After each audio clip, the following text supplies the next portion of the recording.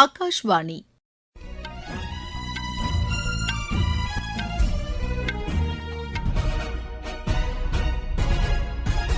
செய்திகள் வாசிப்பவர் மிருதுலா.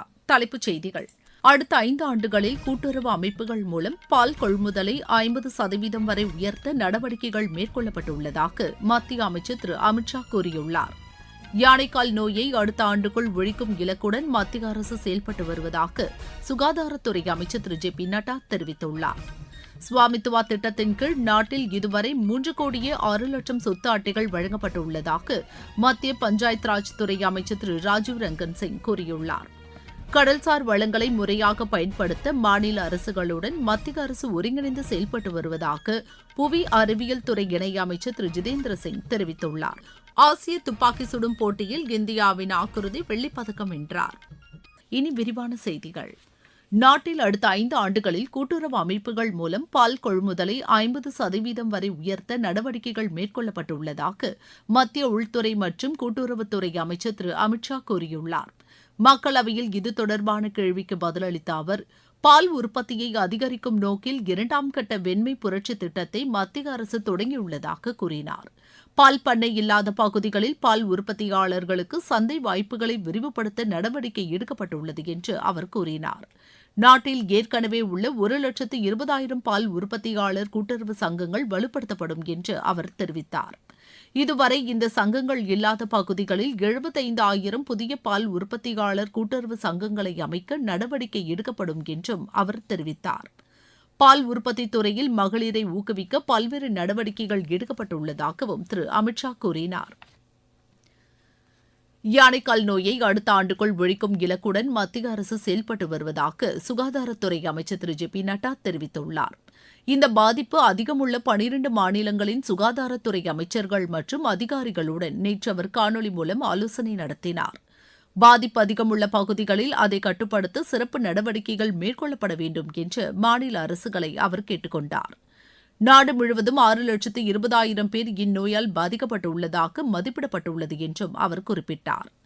ஐநாவின் நிலையான வளர்ச்சி இலக்குகளில் 2030ஆம் ஆண்டுக்குள் இந்நோயை ஒழிக்க இலக்கு நிர்ணயிக்கப்பட்டுள்ளதாக அவர் கூறினார். ஆனால் அதற்கு முன்பாகவே 2027ஆம் ஆண்டுக்குள் இந்தியாவில் இந்நோய் ஒழிக்கப்பட்டுவிடும் என்றும் திரு ஜே பி நட்டா நம்பிக்கை தெரிவித்தார். ஸ்வாமித்வா திட்டத்தின் கீழ் நாட்டில் இதுவரை 3,06,00,000 சொத்து அட்டைகள் வழங்கப்பட்டுள்ளதாக மத்திய பஞ்சாயத் ராஜ் துறை அமைச்சர் திரு ராஜீவ் ரஞ்சன் சிங் கூறியுள்ளார். மக்களவையில் இது தொடர்பான கேள்விக்கு பதிலளித்த அவர், கிராமப்புறங்களில் உள்ள சொத்துக்களை ட்ரோன் அடிப்படையிலான தொழில்நுட்பத்தில் அளவீடு செய்து இந்த அட்டைகள் வழங்கப்படுவதாக கூறினார். 31 மாநிலங்கள் மற்றும் யூனியன் பிரதேசங்கள் இத்திட்டத்தில் இணைந்துள்ளதாக அவர் தெரிவித்தார். இதுவரை 1,86,000 கிராமங்களில் இது தொடர்பான பணிகள் நடைபெற்றுள்ளதாக அவர் தெரிவித்தார். தமிழ்நாடு, தெலுங்கானா உள்ளிட்ட மாநிலங்கள் இத்திட்டத்தில் இணையவில்லை என்று திரு ராஜீவ் ரஞ்சன் சிங் தெரிவித்தார். பிரிக்ஸ் மாநாட்டின் தலைமை ஒருங்கிணைப்பு அதிகாரிகளுடன் வெளியுறவுத்துறை அமைச்சர் டாக்டர் ஜெய்சங்கர் நேற்று ஆலோசனை நடத்தினார். பிரிக்ஸ் கூட்டமைப்பு தொடங்கப்பட்டு 20 ஆண்டுகள் நிறைவடைந்துள்ளதாக சமூக வலைதளத்தில் அவர் குறிப்பிட்டுள்ளார். சர்வதேச ஒத்துழைப்புக்கான சிறந்த அமைப்பாக இது திகழ்கிறது என்றும் அவர் கூறியுள்ளார். பிரிக்ஸ் நாடுகளின் கூட்டு செயல் திட்டம் குறித்தும் ஒத்துழைப்பை அதிகரிப்பது குறித்தும் ஆலோசனை மேற்கொள்ளப்பட்டதாக திரு ஜெய்சங்கர் குறிப்பிட்டுள்ளார். கடல்சார் வளங்களை முறையாக பயன்படுத்த மாநில அரசுகளுடன் மத்திய அரசு ஒருங்கிணைந்து செயல்பட்டு வருவதாக புவி அறிவியல் துறை இணையமைச்சர் திரு ஜிதேந்திர சிங் தெரிவித்துள்ளார். ஒடிசாவின் அறிவியல் தொழில்நுட்பத்துறை அமைச்சர் திரு கிருஷ்ண சந்திர பத்ரா புதுதில்லியில் நேற்று திரு ஜிதேந்திர சிங்கை சந்தித்து பேசினார். இந்த சந்திப்பின்போது மாநிலத்தில் கடல் வளங்கள் தொடர்பாக ஆலோசனை நடத்தப்பட்டது. அப்போது பேசிய திரு ஜிதேந்திர சிங், நாட்டின் கிழக்கு கடற்கரை பகுதியில் உள்ள வளங்கள் பொருளாதார வளர்ச்சிக்கு ஊக்கமளிக்கும் என்று கூறினார். இதில் ஒடிசா முக்கிய பங்கு வகிக்கும் என்றும் அவர் குறிப்பிட்டார். கடல் வளங்கள், கனிம வளம், அணுசக்தி மேம்பாடு, விண்வெளி உள்கட்டமைப்பு, உயிரி அறிவியல் ஆய்வு ஆகிய அனைத்திற்கும் ஒடிசா சிறந்த இடமாக திகழ்கிறது என்று அவர் கூறினார். ஆழ்கடல் இயக்கம் கடலோர பகுதி மக்களின் பொருளாதாரத்தை மேம்படுத்தும் என்றும் அவர் கூறினார். ஒழுங்குமுறை சீர்திருத்தங்கள் தொடர்பாக மாநில அரசுகளுடன் உரிய ஆலோசனை மேற்கொள்ளப்படும் என்றும் திரு ஜிதேந்திர சிங் தெரிவித்தார். நீங்கள் கேட்டுக்கொண்டிருப்பது ஆகாஷ்வாணியின் செய்தி அறிக்கை. ஊரக வளர்ச்சிக்கான புதிய அத்தியாயம். வளர்ச்சியடைந்த இந்தியாவிற்கான ஊரக வேலைவாய்ப்பு உறுதி மற்றும் வாழ்வாதார சட்டம் இந்த சட்டம் வருடத்திற்கு 125 நாட்கள் வேலையை உறுதி செய்கிறது.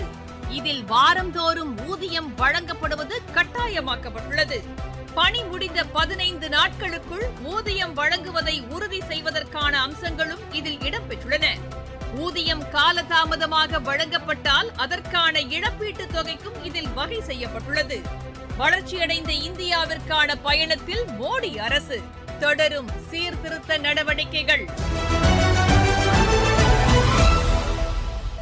பிரதமர் திரு நரேந்திர மோடியின் அழைப்பின் பேரில் பிரான்ஸ் அதிபர் திரு இமானுவேல் மேக்ரோன் வரும் 17ஆம் தேதி இந்தியா வரவுள்ளார். 3 நாள் அரசுமுறை பயணமாக இந்தியா வரும் அவர் பிரதமர் திரு நரேந்திர மோடியுடன் இருதரப்பு உறவுகளை வலுப்படுத்துவது குறித்து ஆலோசனை நடத்தவுள்ளார். வரும் 19ஆம் தேதி புதுதில்லியில் நடைபெறவுள்ள செயற்கை நுண்ணறிவு உச்சி மாநாட்டிலும் திரு இமானுவேல் மேக்ரோன் பங்கேற்க உள்ளதாக வெளியுறவு அமைச்சகம் தெரிவித்துள்ளது. ஆந்திர முதலமைச்சர் திரு சந்திரபாபு நாயுடு புதுதில்லியில் நேற்று பல்வேறு மத்திய அமைச்சர்களை சந்தித்து மாநிலத்தின் வளர்ச்சித் திட்டங்கள் குறித்து ஆலோசனை நடத்தினார். நிதி அமைச்சர் திருமதி நிர்மலா சீதாராமனை சந்தித்த அவர் ஆந்திராவுக்கான நிதி ஒதுக்கீடு குறித்து பேச்சு நடத்தினார். உள்துறை அமைச்சர் திரு அமித்ஷாவுடனும் திரு சந்திரபாபு நாயுடு ஆலோசனை மேற்கொண்டார். ரயில்வே அமைச்சர் திரு அஸ்வினி வைஷ்ணவை சந்தித்த அவர் பட்ஜெட்டில் ஆந்திராவுக்கு அறிவிக்கப்பட்ட ரயில்வே திட்டங்களுக்காக நன்றி தெரிவித்ததுடன் இவற்றை விரைந்து செயல்படுத்துமாறு கேட்டுக் கொண்டார். மத்திய எஃகுத்துறை அமைச்சர் திரு குமாரசாமியை சந்தித்து பேசிய அவர் விசாகப்பட்டினத்தில் உள்ள எஃகு ஆலை விரிவாக்கப் பணிகளுக்கு அனுமதி அளித்ததற்காக நன்றி தெரிவித்தார். நகர்ப்புற வளர்ச்சித்துறை அமைச்சர் திரு மனோகர் லாலை சந்தித்த திரு சந்திரபாபு நாயுடு மாநிலத்தில் செயல்படுத்தப்பட்டு வரும் நகர்ப்புற வளர்ச்சி திட்டங்கள் குறித்து எடுத்துரைத்தார். வேளாண் அமைச்சர் திரு சிவராஜ் சிங் சௌஹானை சந்தித்த ஆந்திர முதலமைச்சர் மாநிலத்தில் தற்போது 20 லட்சம் விவசாயிகள் இயற்கை விவசாயத்தில் ஈடுபட்டு வருவதாக கூறினார். மாநிலத்தில் இயற்கை விவசாயத்திற்கு ஊக்கமளிக்க மேலும் அதிக ஆதரவு வழங்க வேண்டும் என்றும் திரு சந்திரபாபு நாயுடு கேட்டுக் கொண்டார். அசாமில் இறுதி வாக்காளர் பட்டியல் நேற்று வெளியிடப்பட்டது. இதில் 2,42,00,000 வாக்காளர்கள் இடம்பெற்றுள்ளனர். 2,43,000 வாக்காளர்களின் பெயர்கள் பல்வேறு காரணங்களுக்காக நீக்கப்பட்டுள்ளது என்று தேர்தல் ஆணையம் தெரிவித்துள்ளது.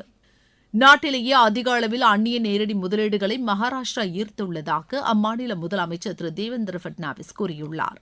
மும்பையில் நேற்று நடைபெற்ற நிகழ்ச்சி ஒன்றில் பேசிய அவர் சுவிட்சர்லாந்தில் நடைபெற்ற உலக பொருளாதார மன்ற கூட்டத்தின் போது 30 லட்சம் கோடி ரூபாய் மதிப்பிலான முதலீடுகளுக்கு புரிந்துணர்வு ஒப்பந்தம் மேற்கொள்ளப்பட்டதாக கூறினார்.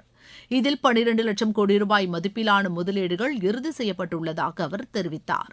தொழில்துறைக்கு ஊக்கமளிக்கும் வகையில் மாநிலத்தில் பல்வேறு சீர்திருத்தங்கள் மேற்கொள்ளப்பட்டுள்ளதாகவும் திரு தேவேந்திர பட்னாவிஸ் கூறினார்.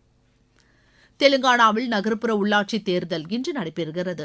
116 நகராட்சிகளுக்கும் 7 மாநகராட்சிகளுக்கும் வாக்குப்பதிவு நடைபெறுகிறது. காலை 7 மணிக்கு தொடங்கிய வாக்குப்பதிவு மாலை 5 மணி வரை நடைபெறவுள்ளது. வாக்கு எண்ணிக்கை நாளை மறுநாள் நடைபெறும் என்று அறிவிக்கப்பட்டுள்ளது. மியான்மர் மற்றும் பங்களாதேஷில் இன்று அதிகாலை நிலநடுக்கம் ஏற்பட்டது. ரிக்டர் அளவில் இது 6ஆக பதிவானதாக அமெரிக்க நிலநடுக்க ஆய்வு மையம் தெரிவித்துள்ளது. பசிபிக் பெருங்கடலில் 515 கிலோமீட்டர் ஆழத்தில் இந்த நிலநடுக்கத்தின் மையம் அமைந்திருந்தது என தெரிவிக்கப்பட்டுள்ளது. இந்த நிலநடுக்கத்தால் ஏற்பட்ட சேத விவரங்கள் வெளியாகவில்லை. ஆசிய துப்பாக்கி சுடும் போட்டியில் இந்தியாவின் ஆக்ருதி வெள்ளிப்பதக்கம் வென்றார். புதுதில்லியில் நடைபெற்று வரும் இப்போட்டியில் மகளிர் தனிநபர் இறுதிச் சுற்றில் அவர் இந்த பதக்கத்தை கைப்பற்றினார். இதில் மற்றொரு இந்திய வீராங்கனை அஞ்சும் வெண்கலப் பதக்கம் வென்றார். ஜூனியர் மகளிர் பிரிவில் இந்தியாவின் பிராச்சி கேக்வாட் தங்கப்பதக்கம் வென்றார். இதில் மற்றொரு இந்திய வீராங்கனை அனுஷ்கா தாக்கூர் வெண்கலப் பதக்கம் வென்றார். இதில் குழு பிரிவிலும் இந்தியா தங்கப்பதக்கம் வென்றது. இப்போட்டியில் இந்தியா இதுவரை 39 தங்கம், 15 வெள்ளி, 12 வெண்கலப் பதக்கம் வென்று பதக்கப்பட்டியலில் முன்னிலையில் உள்ளது. மீண்டும் தலைப்புச் செய்திகள். அடுத்த 5 ஆண்டுகளில் கூட்டுறவு அமைப்புகள் மூலம் பால் கொள்முதலை 50% வரை உயர்த்த நடவடிக்கைகள் மேற்கொள்ளப்பட்டுள்ளதாக மத்திய அமைச்சர் திரு அமித்ஷா கூறியுள்ளார். யானைக்கால் நோயை அடுத்த ஆண்டுக்குள் ஒழிக்கும் இலக்குடன் மத்திய அரசு செயல்பட்டு வருவதாக சுகாதாரத்துறை அமைச்சர் திரு ஜே.பி. நட்டா தெரிவித்துள்ளார். ஸ்வாமித்வா திட்டத்தின் கீழ் நாட்டில் இதுவரை 3,06,00,000 சொத்து அட்டைகள் வழங்கப்பட்டுள்ளதாக மத்திய பஞ்சாயத்து துறை ராஜ் அமைச்சர் திரு ராஜீவ் ரஞ்சன் சிங் கூறியுள்ளார். கடல்சார் வளங்களை முறையாக பயன்படுத்த மாநில அரசுகளுடன் மத்திய அரசு ஒருங்கிணைந்து செயல்பட்டு வருவதாக புவி அறிவியல் துறை இணையமைச்சர் திரு ஜிதேந்திர சிங் தெரிவித்துள்ளார். ஆசிய துப்பாக்கி சுடும் போட்டியில் இந்தியாவின் ஆக்ருதி வெள்ளிப்பதக்கம் வென்றார். இத்துடன் இந்த செய்தி அறிக்கை நிறைவடைகிறது.